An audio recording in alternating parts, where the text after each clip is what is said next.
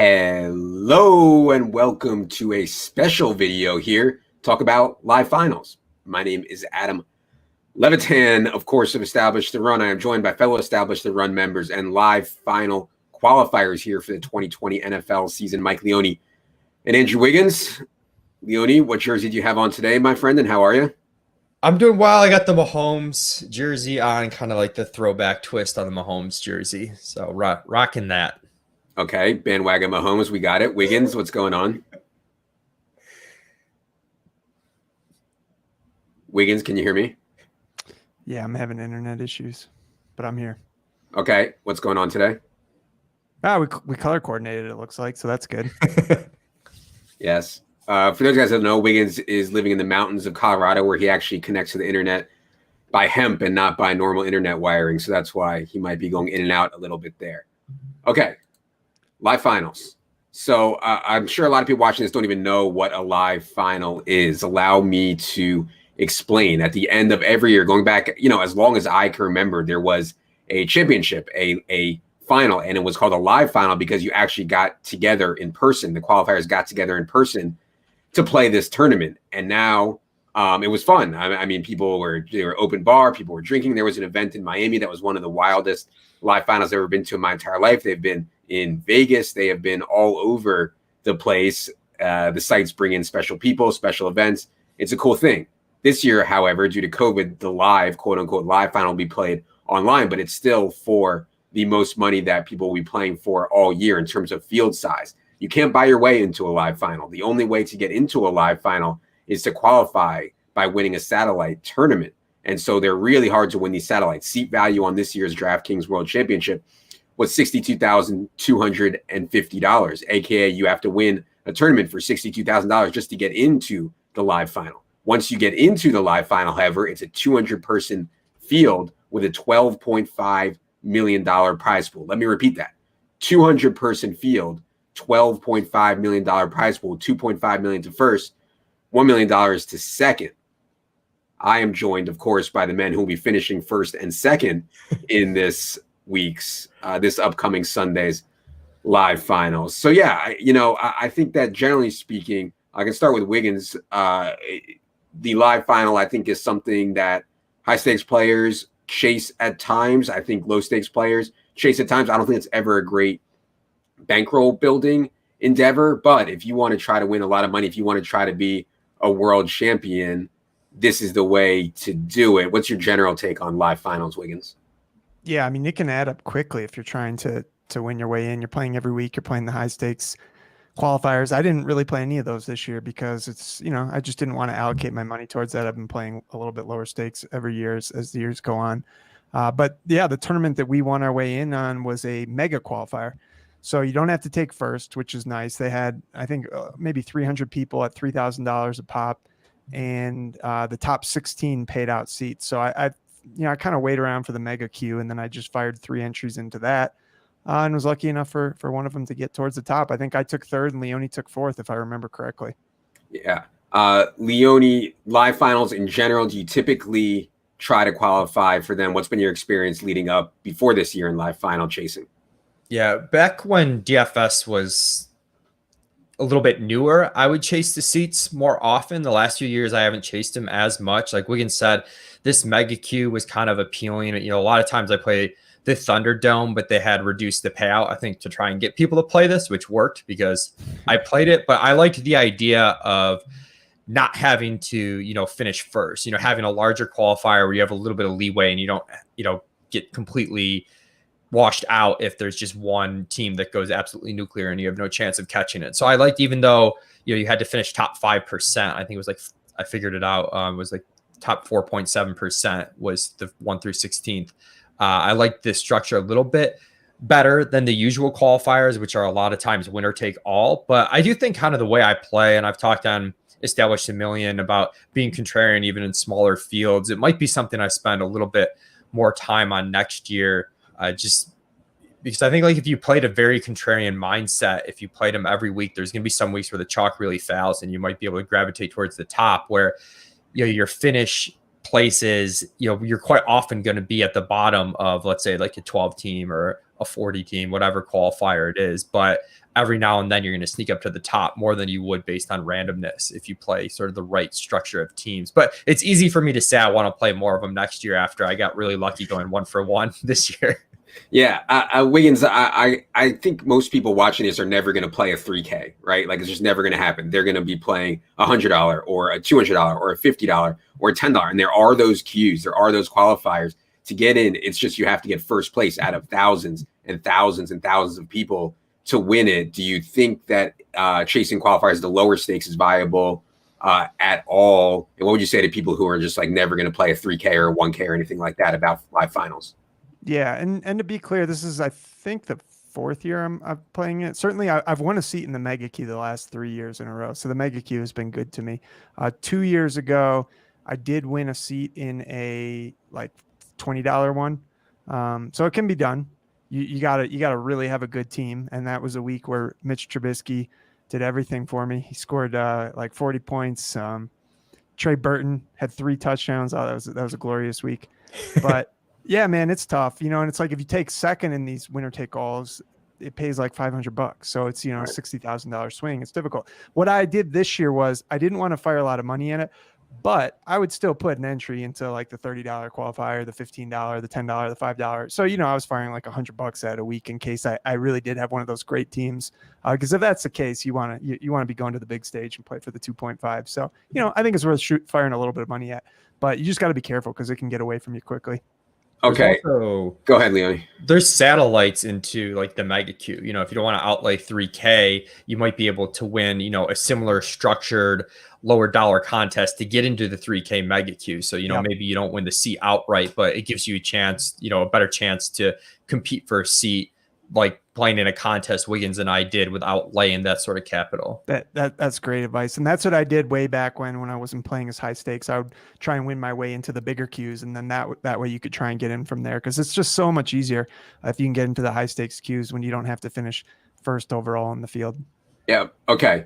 Leone, you mentioned a little bit about a contrarian style being advantageous. Let's talk about some of these smaller dollar ones where you have to get first.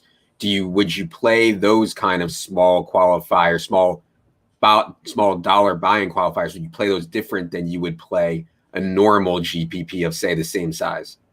Yeah, I would play it different because like Wiggins said, you could come in second in those and it's just this absolutely massive swing. Whereas the other small field tournaments, if you're playing 20K to first, then 15K to second, it's this smaller decline in terms of price structure. So I would play it as a winner take all, which means I think there are going to be some weeks where you can really tell where the chalk is going to congregate and take advantage of that and play a really contrarian team to try and win winner take all. And going in that it's going to be tough because you're kind of essentially by design playing plays that aren't as strong. But the idea is if there's going to be, 3 guys that are 40+% owned, in the rare event that those 3 guys all fail in a given week, so many teams you're going to have a leg up on. So whereas in a tournament that has more of a flatter payout structure, I won't go so kind of crazy in terms of fading the chalk because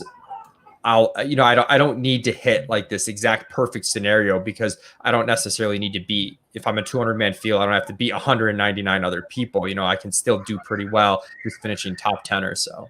Yeah, that's what I was going to ask. Do you think that the doubles, like double stacks, i.e. a quarterback and 2 of his pass catchers, is still right in some of these tournaments where you have to get first? Because like we talked about plenty throughout the season, if you play, say, Rodgers, Devontae, and Tanyan, well, even if Rodgers and Devontae go off, you can't survive like an average game or a below average game from Tanyan. So what do you think about playing double stacks in some of these winner take all lower dollar queues? I think it depends on your overall strategy. If you have a really contrarian team and you're fading a lot of chalk, I think a double stack makes a lot of sense where you're kind of hoping, okay, the chalk fails. And then the other thing I want to get right is just this stack. And I have a pretty big leg up. Now, if I have a team where it's not quite as contrarian, maybe I didn't fade all the chalk pieces, I'm probably less likely to double stack because I want a higher ceiling on each of my individual plays. And we talk a lot about how, double stack, people think of it sometimes backwards where they think in larger fields and stuff where they have to be perfect, they should double stack. And it's more the opposite, where if you're looking for a true ceiling, you're less likely to get that by double stacking. You're more likely to get your stack right and have both guys be decent, but you're less likely to have a true ceiling out of both of your wide receivers. So if I have a really contrarian team, I'll double stack. If I don't have such a contrarian team, I'm more likely to single stack and give myself a little bit of extra room on the ceiling for every single one of my receivers. Yeah, and we're going to talk about to add to that too.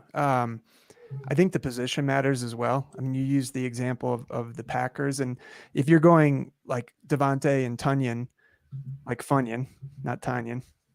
I'm just gonna be on you about names forever now, Levitan, for the Atkins diet. Anyway, if you're trying to get tight end right, tight ends have been so bad this year. I know Kelsey was playing on the main slate, and I know he went for 31, but generally, if you can get like 15 from a guy that costs 4 or 5 or whatever, he was in that range, that's not so bad. So you don't necessarily have to get it as perfect. I think if you're stacking him with a wide receiver and a tight end, and then you're hoping for like that 30 plus from Adams. Okay, I want to get to the teams here in a second. Last general question though is what % of people's roles should they be using in queues? And this is a difficult question because I think people kind of fail to define what their role is. Your role to me is not your life role, right? Your role to me is how much you are willing to spend on DFS over the course of a season, over the course of a year, whatever it may be. I would encourage people to really define what their role is. If you don't know, it's really hard to allocate a certain percentage for queues, et cetera, et cetera. But, I think some people are more aggressive with their role and queues. I kind of I'm skeptical on that because it's double raked. The queue you play is raked and the live final is raked. And then also, when a normal live final is, you're paying for the experiences, the sites, what they'll tell you. You're paying for the open bar, and maybe, Leone might drink 400 beers and get his money's worth out of the rake. But for someone like me, I might not. But anyways, I digress. What % do you think of a role would you use in queues, Leone? I think it's going to vary a lot based on risk tolerance and what your goals are in DFS. But yeah, go ahead. I guess like thinking through the bankroll more, how much you want to spend over the entire NFL season. I don't think I'd risk more than, 10% or so of how much you're going to play over the course of the entire season, because it is so highly variant. You're talking winner take all contests where you could legitimately play them all year long and get nothing back whatsoever. Even if you're playing small field tournaments, even if they're GPPs where it's only top 20% get paid out, you're going to get something back over the course of the season. So, if you're going to be riskier than more than 10% of your season long bankroll and queues, you really, that it has to be a dedicated plan. You have to really understand what you're getting into because it's extremely highly variant. Now, high variance sometimes gets a unfair connotation that it's a bad thing. We can take advantage of high variance contests. Like I said, I want to play some of these a little bit more because I think you can structure teams better than your opponents to fit how that contest is rewarding the participants. But it is still means that, you're going to have a little bit less control over, the swings, and the swings are going to be pretty wild, whether you come in first or third in a queue. Any comments there, Wiggins, before we get into the teams? Yeah, I'd approach it a little bit differently. I think if you're going to play the queues, I would treat it as an expense. Like basically assume you're going to get zero of it back because the vast majority of the time that is going to be the case. So if you want to go into a season or into a week and allocate a certain amount of money and say, look, I'm fine spending this. I'm not expecting to get any of it back. If I get lucky, fantastic. That's how I'd go about it, as opposed to like thinking of it as a normal game. Because just the most of the time you're going to be punting it off. And there's been some famous examples over the years where guys have fired very, very hard at queues, playing all of them and gotten no seats. I'm talking hundreds of thousands of dollars. So, that's an exception for sure. But the point is, especially if you're playing the bigger field ones at smaller buy-ins, you're probably just losing that money. So, I try and approach DFS, and that's why I've played less of the qualifiers as it's going on, because that's not just, I just don't want to be putting my money into a hole like that. Mm-hmm. But it's all about what you're trying to get out of it. You're trying to have fun. The experience, Levitan shits on it, but it's actually really fun. You get to go, you get to party with everyone. They have a great viewing room, food, everything. I don't mean to shit on it. I have been as a +1 plenty of times, and it's great. Yeah. It's absolutely great. I highly recommend going as a +1. But yeah. To Wiggins' point. Well, just let me finish off one last thing. It just drives home the point that this is an expense. It's an experience. It's not an investment, really. Yeah. And also to Wiggins' point about kind of punting it off and like writing it off as an expense. I forgot what I was going to say. I had something good. I had a good question for Wiggins, and then I forgot about. Oh, that's what I was going to say. Wiggins, you've been to plenty of these live finals. I haven't been to as many. I would imagine too, as far as your mindset getting there, there's people that if they fire a ton in these queues, they're kind of in a hole, even if they do qualify, and that puts a lot of pressure on them, making their teams. Whereas you and I kind of looking at it more loosely, obviously we were less likely to qualify, but the fact that we did with so little outlay, we're a little bit freer. We can enjoy, it's not a live experience, but we can kind of enjoy it a little bit more than someone that needs to hit a certain threshold to even make money off it. Yeah. Yeah. And I think just one final point, we did it at the end of the season here. It's been a pretty good season. So it was kind of a reward. Say, hey, let's take some of those winnings and we'll put it into this qualifier, not expecting to get anything back. If you start earlier in the year and you start digging a hole and maybe the season isn't going like you'd want it to, that just sucks. So I think it's more of like a reward. And if you get lucky, then you're sitting here with a smile on your face looking to win 2.5. Yeah, scroll down on the payouts there, Leone, just so people can see. Yeah. So even if you make it, and you get in and you finish, 140th place, you're only, quote unquote, only getting 20,000, and so that's obviously going to be disappointing for a lot of people, but that's well within the meaty range of outcomes. Okay. Enough's enough. We've gone long enough. Let's see the teams. People want to know. Let's start with Wiggins' team here. And I talked about this on the solo pod a little bit. I thought it was very clear the three best players on the slate, if you ignored Price, and even if you factored in Price to some degree, were Derrick Henry, Devontae Adams, and Travis Kelce. One of the only ways to do this was to play Jalen Hurts. And so we were skeptical on Jalen Hurts as a thrower, and I think rightfully so. We were skeptical about the way the Eagles offensive line would be able to handle the Saints defensive line, but maybe that just doesn't matter when guy can run like Jalen Hurts can. So Wiggins, tell the people a little bit what were you thinking when you're making this lineup that ended up finishing third at 334 people. Yeah, well, and you talked about in the solo pod how you wish you had run those three guys with Hurts. So it might have been this team because this was basically the optimal lineup if you wanted to go them. If you want to get Kelce, Adams, and Derrick Henry, and it didn't give you a lot of flexibility outside of that. So this is kind of a cash team. And one of the things to note is that the ownership is really high on all the players, which is not great.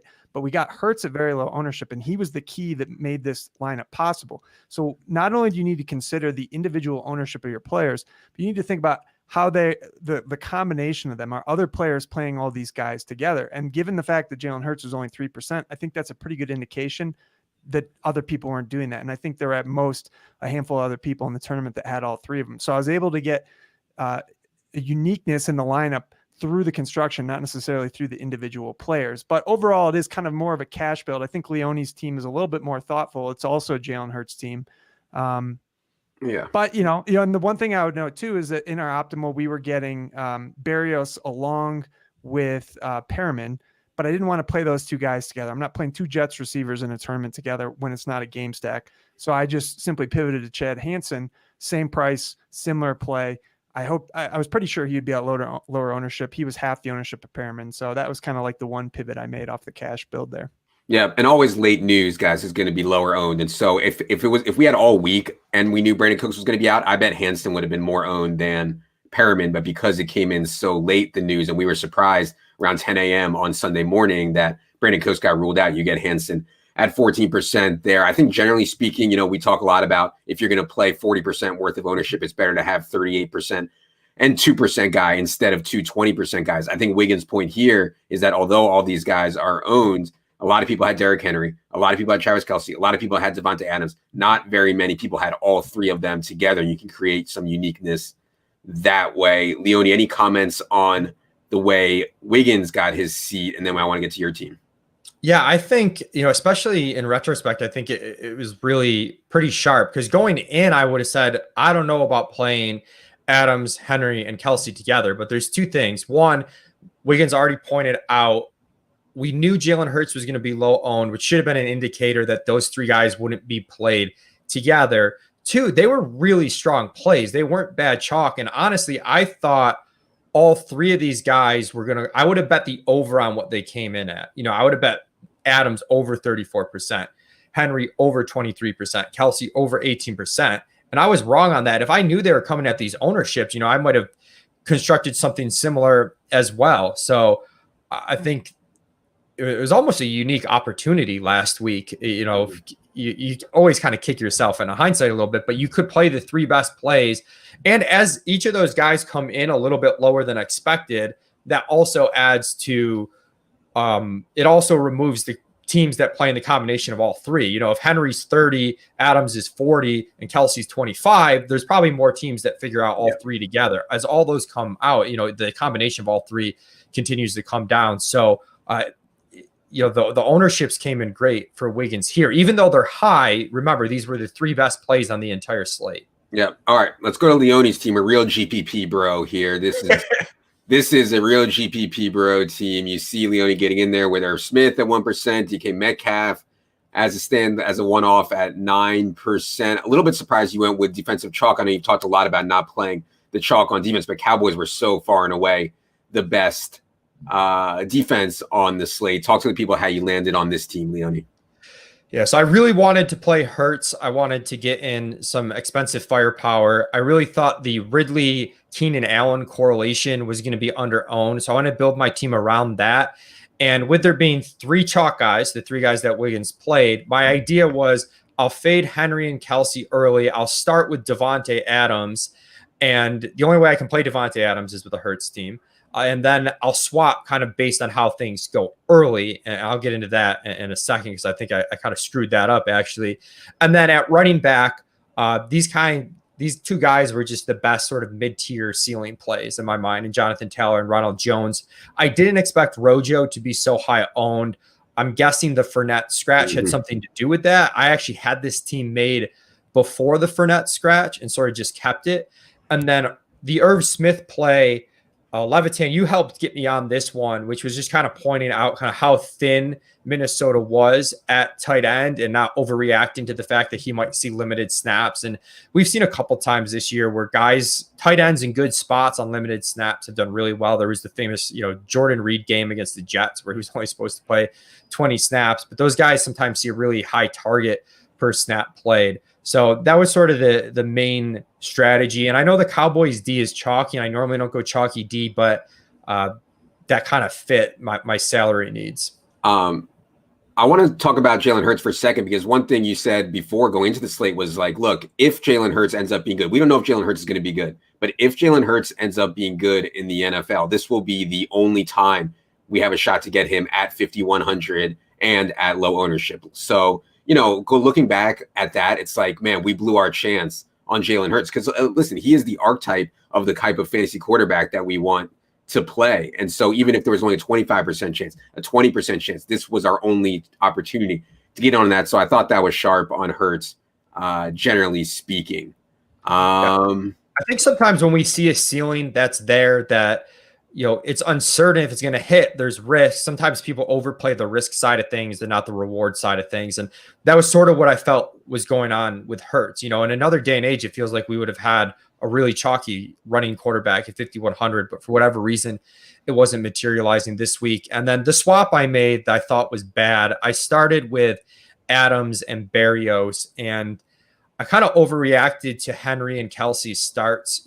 They weren't as owned as I thought they would be, but between them and David Montgomery was kind of chalky and had a really good start, I just thought I would needed even more leverage than I probably did, since I did have, the nut defense to start. I got a great 1% performance out of Irv, and that in and of itself was probably like okay with no landmines giving the other leverage I had. But I was a little worried about Crowder being active regarding Berrios, and I made the swap. And even though I got Metcalf at 9%, the total ownership ended up being about the same, and I had the lower projected side by a decent bit. So that was kind of a mistake, and I'm lucky that I didn't have to pay for it. I'll defend you a bit there though, because, and I had Berrios on my team, and just I didn't really want to have him, but I wasn't going to swap off of Adams at that point. I had Hurts, Berrios, and Adams left. So I didn't really have any room to maneuver, I thought, with having had a good start.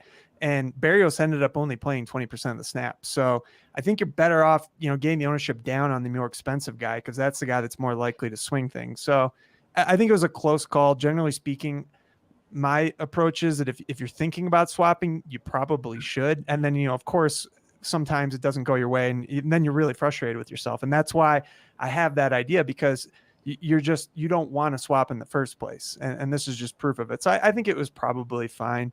And one other point I want to make about Jalen Hurts was that we've had a bunch, quarterbacks have been so good this season. And there've been a lot of slates where the top quarterbacks are just in smash spots, and they're going to score like 35.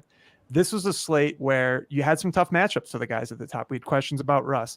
Mahomes was in a tough matchup. So, Hurts didn't exactly smash. He only scored 23 points, but it was a slate where people were spending like 9K or 8K for guys that just weren't in great spots. And so they came in at like 20 to 25 points. And that's why Hurts ended up being such a good play here. Yeah, I think that's a good point. I wanted to generally mention on late swap again before we get out of here. Notice that Wiggins and Leone are not talking about late swap in relation to injuries or anything like that. They're talking about it in relation to how the field got off in 1 p.m. games and how their teams got off in 1 p.m. games. And so I think a lot of people's eyes have been opened this year by listening to Establish the Million on Saturday with Drew and with Leone. You can go into a slate with preparation to late swap. In other words, I'm not going to play Henry and Kelsey early. If they do well, I'll just swap to a contrarian team. If they do poorly, I can go chalk, because I know all those Henry and Kelsey teams are dead, and there's going to be so many of them. So I think it's been really important. And there is going to be late swapping this live final, by the way, which is a huge advantage, I think, for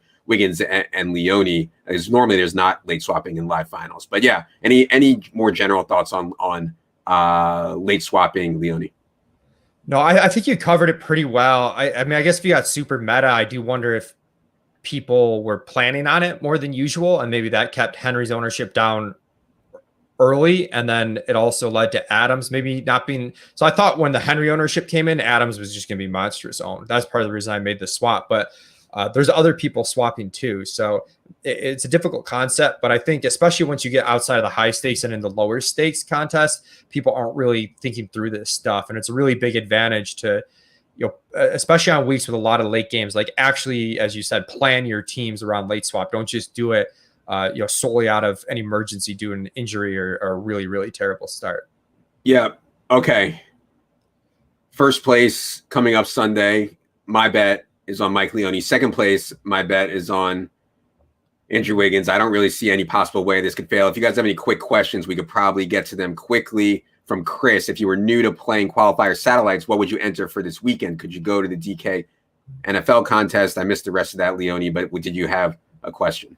Yeah, so it's difficult for now, because this is the live final, so there's not too much to qualify for. But for NBA, there will be stuff. I kind of wanted to tie that into Matt Wild also asks, you guys are addressing big finals, but do you have a different approach for other weekly sats? So sometimes they have satellites not just into qualifiers, but satellites into bigger tournaments. And if you want to play a bigger tournament, a good way to do that in NFL, NBA, whatever it is to play a satellite into that tournament. It doesn't have to be into a qualifier. And you can click on satellites and qualifiers in the lobby, and you sort of see what you have. Let me see if they have anything. Usually they have a $1,500 Millie Maker around this time of the year, which is a great game.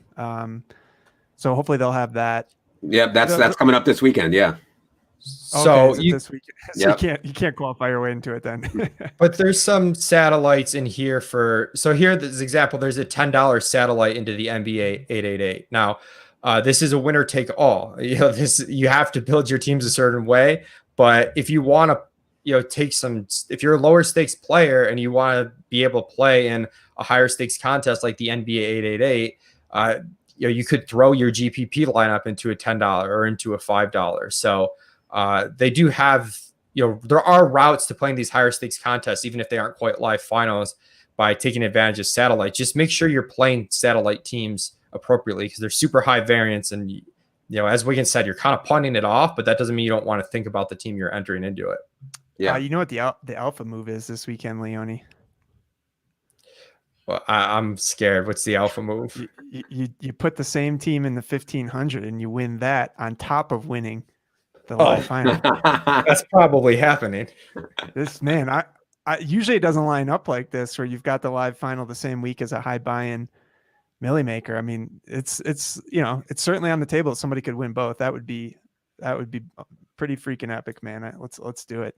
Yeah, I like this question from JPL. With salaries getting more efficient as we get later in the season, do you think double stacks are becoming less valuable? I.e., Kelsey's was in the 6Ks, now he's 8,400. Are we better off doing single stacks, aka skinny stacks? And I think that's an interesting question. Pricing has certainly gotten more efficient, although we will have injury news coming. Like I just saw Hollywood Brown landed on the COVID list, and so there's going to be more stuff like that coming through. Go ahead, Leone. Yeah, I mean, if you look at Kansas City, the way they're priced right now, Tyreek 8,800, Kelsey 8,000.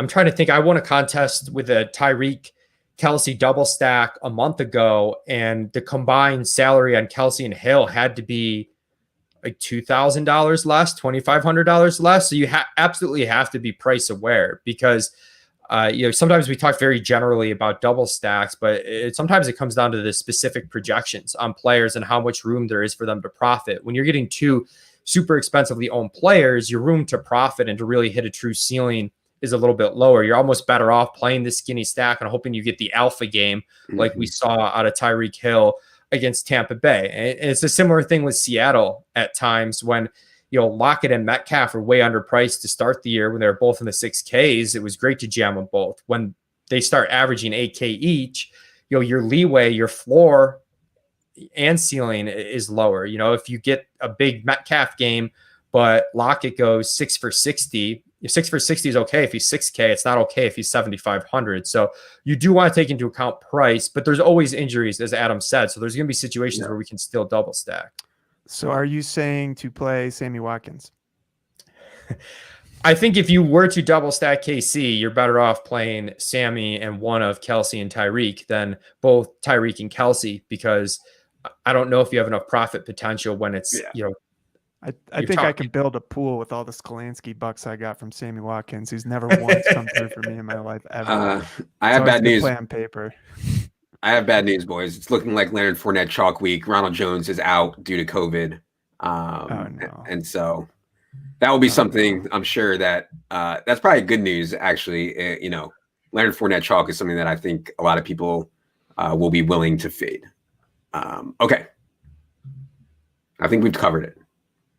You guys now know exactly how to get to a live final. You can't go wrong. You basically already qualified just by watching this video. Smash the like button, hit subscribe. We appreciate it. We continue to try to bring you guys as much free content, as much evergreen content as we can. Big good luck this weekend if you're in the live final. Big good luck if you're in the 1,500. Millie Maker, big good luck if you're just playing your normal 50, 100, whatever you're playing this weekend. Head to the site. Also, NBA content up and running preseason. Tonight, regular season starts on Tuesday. For Leone, for Wiggins, the 2-1-2 finishers in this coming weekend's DK Live Final. I am Adam. Good luck, everybody.